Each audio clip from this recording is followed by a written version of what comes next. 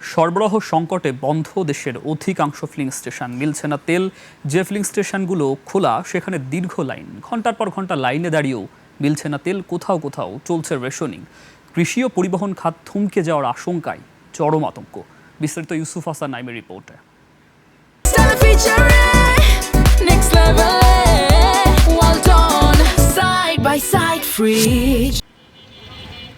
সারা দেশের ফিলিং স্টেশনগুলোতে এখন শুধুই হাহাকার। রাজশাহীতে তীব্র জ্বালানি সংকটে ভোগান্তিতে চালকরা। অধিকাংশ ফিলিং স্টেশন বন্ধ, খোলা কয়েকটিতে দীর্ঘ লাইন। ডিপো থেকে চাহিদার অর্ধেক পেট্রোল আর ৬০ থেকে ৭০% মিলছে ডিজেল। অকটেন সরবরাহ বন্ধ।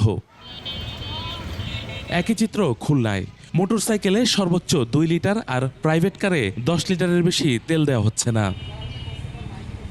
এদিকে কুষ্টিয়ার ৩৮টি ফিলিং স্টেশনের চিত্র আরও করুন। সেখানে পদ্মার সরবরাহ পুরোপুরি বন্ধ, মেঘনা ও যমুনার সরবরাহ খুবই সীমিত। বোরো মৌসুমে সেচ নিয়ে চরম বিপাকে কৃষক।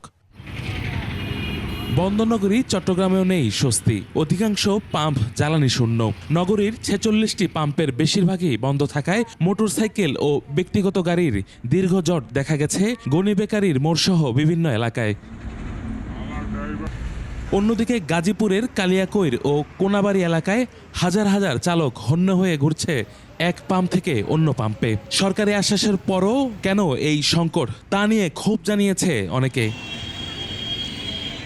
বিভাগীয় নগরী রংপুরে কোনো পেট্রোল পাম্পে জ্বালানি তেল নেই। ফিলিং স্টেশনগুলো তেল নেই বলে নোটিশ টাঙিয়ে দিয়েছে। এদিকে শত শত মোটরসাইকেল বিভিন্ন ফিলিং স্টেশনের সামনে দাঁড়িয়ে তেল পাওয়ার অপেক্ষা করছে।